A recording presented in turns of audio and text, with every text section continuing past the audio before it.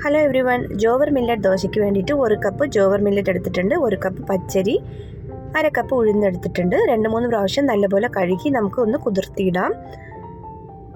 ഒരു 4-5 മണിക്കൂർ കുതിർത്തിയിട്ടതിന് ശേഷം നമുക്ക് മിക്സി ജാറിലിട്ട് അരച്ചെടുക്കാം.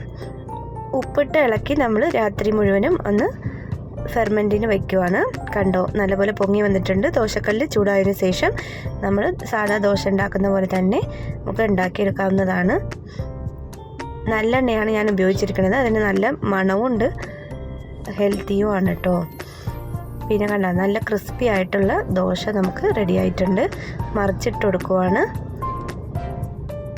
ഇത് തക്കാളി ചട്നി ഇതിൻ്റെ കൂടെയൊക്കെ വെച്ച് കഴിക്കാൻ നല്ല രസമാണ്. ട്രൈ ചെയ്തിട്ടൊന്ന് അറിയിക്കണേ. സബ്സ്ക്രൈബ് ചെയ്യാനും കമൻറ്റ് ചെയ്യാനും ലൈക്ക് ചെയ്യാനും മറക്കല്ലേ. Thank you for watching. This is Keerthi. By.